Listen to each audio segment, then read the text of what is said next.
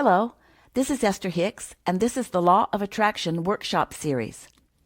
This workshop was recorded in San Antonio, Texas, on Saturday, the 16th day of November of the year 2019. For all of those who don't know if they know, but know they want to know. For all those that don't know if they'll ever know, but know they want to know. May we please have a rampage of love. Yes. But here's the thing that we really want you to understand. You can't really get there from there because you are in pain about those who don't know. You're unhappy about the unhappy. No, I'm not. I'm not unhappy about them. I know where they've been. I know where they can be. I know what it's like to not know, and I know what it's like to know. So ask your question from the place of knowing, not from the place of not knowing. May we please have a rampage of love. I know, I feel it. I would like to hear the words, feel the vibration. Now, with you, can you face feel to her face. focusing into it a little more now? It's a fine line between focusing on the lack of something that you really want. And in this case, the more you live it for yourself, then the more you do want it for others. We want you to convince us that you are tuned in, tapped in, turned on, and that you know what you're asking for. Let us just hear a little more. We're not challenging you. No, I know you're not. We want that vibration to be present. In other words, what? I've always known.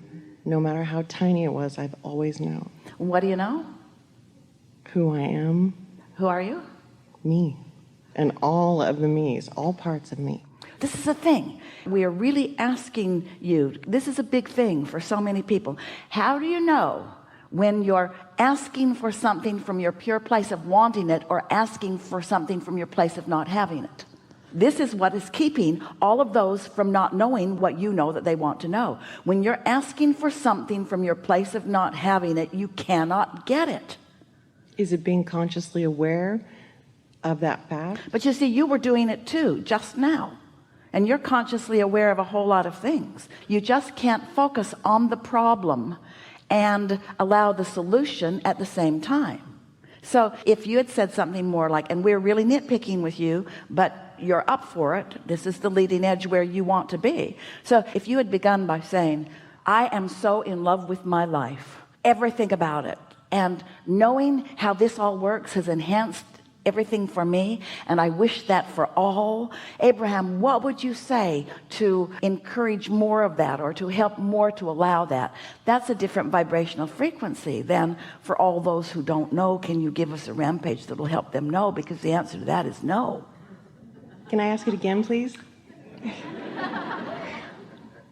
I know you can. Will you please encourage us? I don't feel like it. No.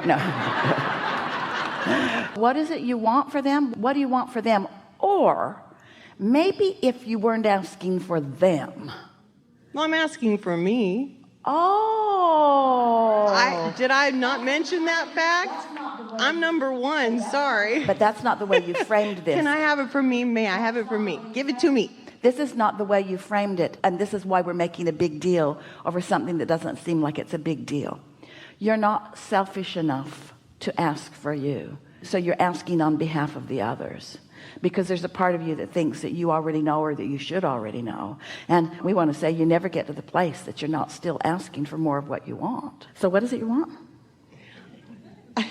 I would like to hear a rampage of love for myself. I would like you to tell it just to me. If everyone else wants to listen to, that would be fine, but I would love to hear it.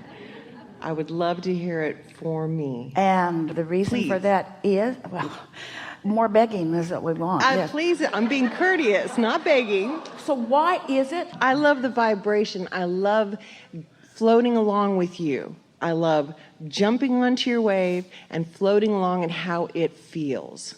Well, now you're right there. So we've been talking about turning thoughts to things.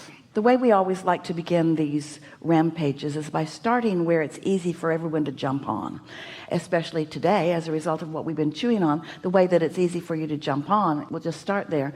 So you are extensions of source energy, and you're in these physical bodies with great reason and with great relish. You've said, I want to be a part of the physical co-creating in this time and space, because there's nothing more delicious than being introduced into a diverse environment that evokes within me lifetimes of desire. And so I chose this time and this place, this specific time and this specific place, because it's the leading edge where there is more diversity than ever before. I understood from my non-physical vantage point, when I decided to leap in, that what most humans think about life getting better on planet Earth, they think that diversity is becoming less and less and less, and that agreement and sameness is becoming more and more and more. Where I know from my non-physical perspective that the opposite of that is true. I know that the most leading edge environment is the environment with the most diversity. Whew, did you hear that? Not sameness, but opportunities, choices.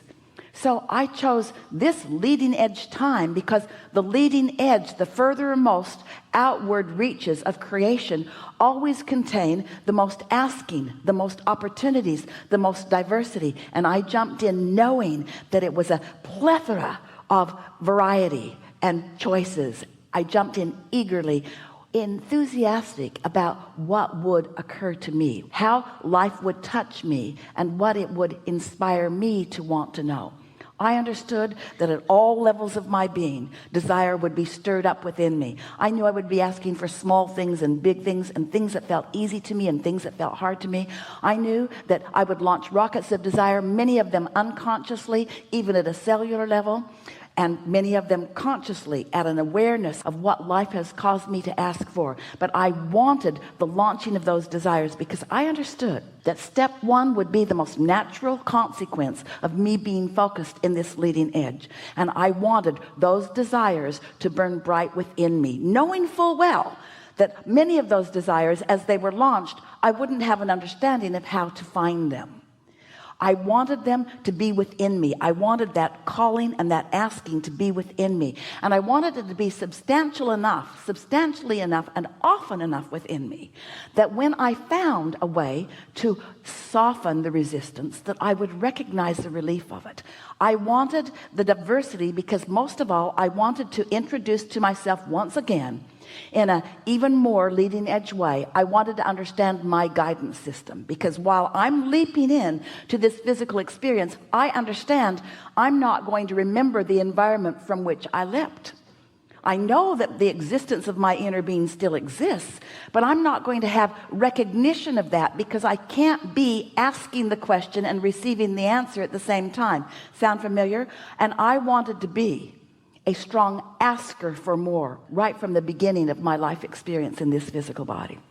So I jumped in and I explored the data and I launched the rockets, and I knew that in doing that I would reintroduce to myself, because I know that the deepest memory that I have of all is the memory of well-being. I knew that with just a little bit of diversion from the pure positive energy from which I came, that I would recognize that somehow something was off in that. And I knew that when I knew that something was off, I would be asking for something to be right. I knew that I would be asking for the improvement, and I knew it would be a natural thing. I knew I didn't need a teacher. I didn't need someone to point it out. I knew that my own life experience, my exposure to the perfection of the diversity in this environment, would bring forth from me asking that would take me beyond that which it had ever been before. And further, I knew that I would remember my guidance system, because innately we all know that good feels good, and something that isn't as good does not feel as good. I was so eager about reintroducing myself to my guidance system, because without conscious awareness of my guidance system, I knew that I wouldn't know which end was up. I knew that there would be lots of factions and lots of beliefs and lots of people pulling this way and that. And I knew that my happiness could only be when I was really true to who I am, because I know most of all that I am, in answer to someone's question a continuous being. I know that I'm an eternal being, that I'm looking for more exposure to more life, to go beyond that which I've been before. And I knew that I would be in an environment where there would be billions of others who are doing the same thing. And I knew that it would be life-giving. Most of all, I knew that it would be exciting. I knew that it would be delicious. I knew that it would be a pleasurable experience. So here I am, with all of the step 1 happening naturally and all of the step 2 happening naturally, because I knew the source energy was going to be right there. I knew from my vantage point when I decided to come into this body that source energy would remain as source energy, and I knew that it would always be my backup, my support. I knew that it would always be there for me, and I also knew that I wouldn't remember that consciously, but that I would recognize it when I found it again. And I knew that in order to ask the big questions, I had to separate myself a little bit from all of the big answers. I knew if I came as someone who had all of the answers, I wouldn't be asking any questions. So the separation was not something that accidentally happened to me. It was something that I really wanted to happen to me. I wanted to have exposure to life that would cause me to ask for more, because I am an eternal being, and I wanted to consciously perpetuate the eternalness of that which I am. So jumped in, and it all happened naturally. The contrast caused me to ask. I filled my vortex full of all kinds of things, and then I began to become aware of my own guidance system. I began to feel what feels good and what doesn't feel good. I began to associate this thought with this feeling and this thought with this feeling, until the clarity of my desire to really understand, not only to understand for myself, but to be a teacher of others who also want to understand, sort of kicked in. And then I began to attract to myself a steady path of unfolding that helped me to know the absolute laws of the universe and how they function. And oh, what a magnificent moment that was, when I began to realize that there is a plan, and there is a path, and there is a pattern. There is something that is understandable and teachable. We're not just all thrown here together in a sort of fate or chance fashion, that there are laws of the universe that are definable, that are knowable, and are teachable, that I can understand and apply. And I am thrilled that I have found my way into this knowing. I love thought. I love the dynamics of thought. I love the response of thought by the law of attraction. I love the momentum that focus provides. I love the emotional response that focus provides. I love knowing what my emotions mean. I love knowing what my inner being knows. I love being the leading edge vantage point for my inner being. I love taking my inner being to places that my inner being has never been before. And most of all, I love asking the big question and then tuning to the vibrational place that will allow me to receive the big answer in full, manifested, turning thoughts to things fashion. I'm glad to be alive in my physical body, and I'm glad to be alive in my non-physical body. I'm glad to know the eternal nature of my being, and most of all, I am so happy that I now understand that it is all for the joy of life. That there's nothing that's broken, that nothing's gone wrong. It's for the joy of this life experience. That the love of that source energy, or God, or whatever you want to call it, is the real deal. That there is pure, positive love that I am capable of tapping into or not. And that God who always loves me does not condemn me when I choose not to tap into it. That the radiance of that energy doesn't stop just because I've not found my way to it in any moment in time. It's always there for me to find my way back to. Yeah, really good, really good.